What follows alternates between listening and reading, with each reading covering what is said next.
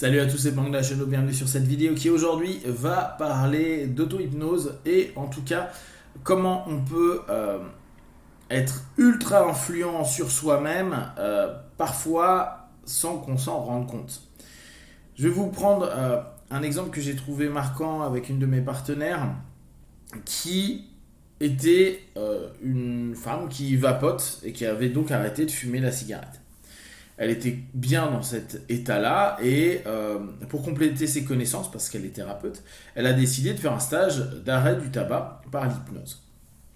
Dans la rencontre avec celui qui était spécialiste et qui ne vit que de ça, qui ne fait que des formations de ça et qui ne reçoit que pour ça, elle a, durant sa présentation, dit que elle vapotait et lui a imposé la pancarte de dire « tu es fumeuse ». Pour elle, il y avait une différence entre vapoteuse et fumeuse. Et en plus, elle vapotait avec très peu de nicotine, voire pas du tout de nicotine. Ce qui s'est passé, c'est que dès lors, au bout de quelques jours, quelques semaines, elle s'est remise à fumer de la cigarette. Là, on est vraiment dans cet impact d'une suggestion, donc d'hétéro-hypnose indirectement, mais surtout le travail que nous, en auto-hypnose, on fait que de se répéter à longueur de temps et qui va, dès lors, déstructurer des comportements, des façons de fonctionner, des façons de communiquer. Ce qui est intéressant, c'est de voir que très souvent, on va réussir à se valider des suggestions, des autosuggestions, par différents biais et notamment, on retrouve ce qu'il y a très régulièrement dans les leviers de manipulation.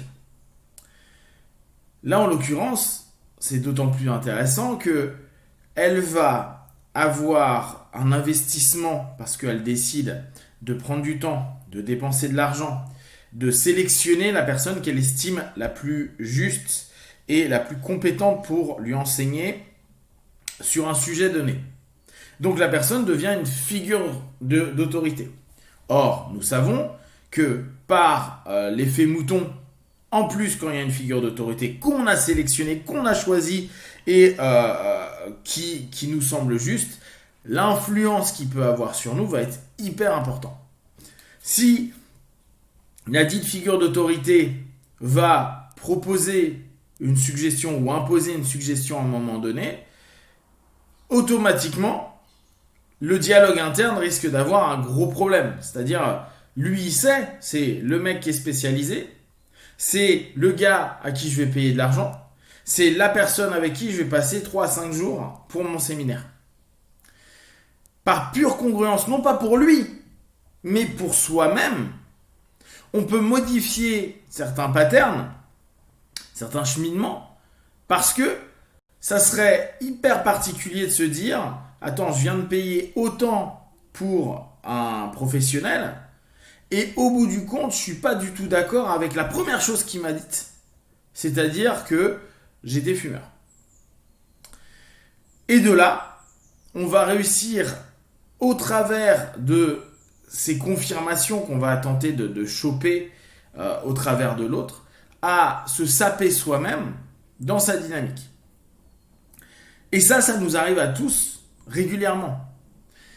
La suggestion, qu'elle soit donnée par une personne ou par une publicité, par un article ou par un réseau social, en fonction de nous, bien sûr, nos doutes, nos questionnements, nos besoins aussi peut-être de confirmation ou d'infirmation, on va automatiquement filtrer, et là on revient sur les biais, sur ce qui peut nous convenir ou qui peut nous, au contraire, aller dans un cheminement qui, en tout cas consciemment, nous contraint vers quelque chose de nouveau.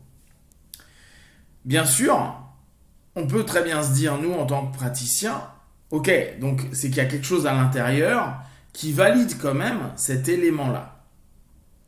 Ou, et n'oubliez pas que c'est certainement l'un des éléments les plus forts de l'hypnose et de de la suggestion et du monde de l'influence, à partir du moment où tu mets une idée quelque part, cette idée, elle peut mûrir. Le principe même du seeding. Je plante une graine.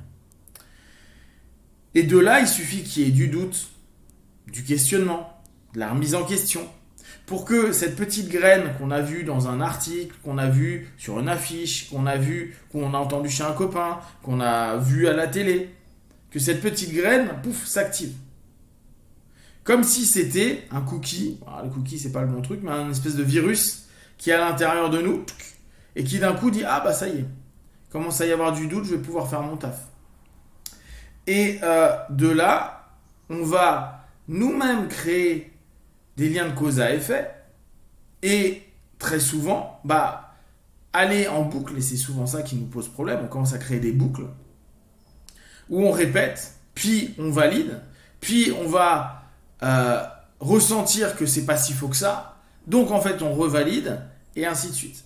Et comme ça, l'idée, la suggestion, elle a commencé à prendre énormément de place, et puis elle a modifié un comportement, créé encore plus de doutes, et on sait très bien que par le doute, il y a quand même quelque chose qui, chez nous, est ébranlé.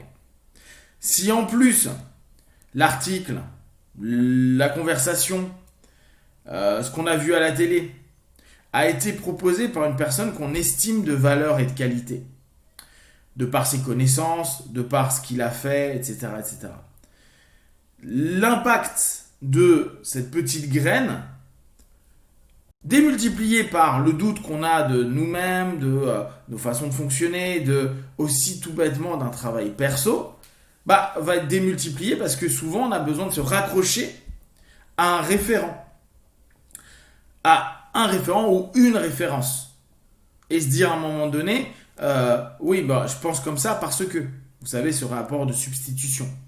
C'est pas vraiment moi qui pense ça, mais vu que je l'ai lu dans des bouquins, c'est que ça doit être vrai quand même. Qu'importe que le bouquin valide que une théorie qui peut être complètement absurde. Ça va permettre à ce moment-là d'avoir une référence qui nous fait penser que ce que l'on pense n'est pas complètement absurde, parce qu'on avait initialement ce doute-là. Et donc dans ce travail d'auto-hypnose, on a cette espèce d'enfermement qui se fait, et où il commence à devenir très compliqué pour nous de prendre de la distance, et avec un doute qui est complètement juste, parce qu'il n'y a certainement rien qui est vraiment vrai pour nous, on pourrait se dire, ok, c'est une autre façon de faire, comment je vais pouvoir vérifier au lieu d'adhérer. Et souvent, ce qui se passe, c'est que vu qu'il y a différents éléments, notre doute, une figure d'autorité, une référence, un impact quand même des mots, parce que justement, nous on est non sûr, on n'a pas cette capacité à prendre toute cette distance, et à la place de mûrir et de remettre en question ce qui a cette injonction, à la base, cette suggestion, mais qui à ce moment-là est devenue une injonction, on va simplement y adhérer et répéter ça comme si c'était devenu notre nouvelle réalité, en tout cas notre nouvelle croyance qu'on sait très bien qui peut changer en 2 secondes. Et là on le voit très bien dans le cas que je vous ai proposé. Je suis quelqu'un qui pense que je suis une pancarte, en tout cas je me nomme comme non-fumeur, et quelqu'un me dit non, en fait t'es fumeur, et à partir de là ma croyance elle peut switcher très vite, parce qu'il y a un ensemble d'éléments cumulatifs qui donnent plus d'influence et d'impact à ce moment-là que ma propre pensée avec les doutes que je peux avoir au travers de ça. Je vous invite à observer, vous, le nombre de fois où c'est arrivé, où il y a des vecteurs extérieurs qui, n'ont pas forcément voulu vous imposer quelque chose, mais qui proposaient, qui suggéraient des idées, des réflexions, etc. Et voir à quel point ça a pu modifier des schémas à l'intérieur de vous, parce que vous étiez sur des phases de doute et que vous avez juste absorbé à la place de remettre un facteur critique. Et là, on revient sur les bases de l'hypnose. Et peut-être y prendre certains éléments une fois que vous avez jaugé et jugé ce qui arrivait pour le travail auto-hypnotique qui se fait quotidiennement et assez naturellement. Si vous avez des questions et des remarques, vous partagez sur Facebook, YouTube, je répondrai le plus rapidement possible. Comme d'habitude, de tout ce que je propose, ne prenez que ce qui est bon juste pour vous. Testez, observez, analysez et concluez. Be one, ciao.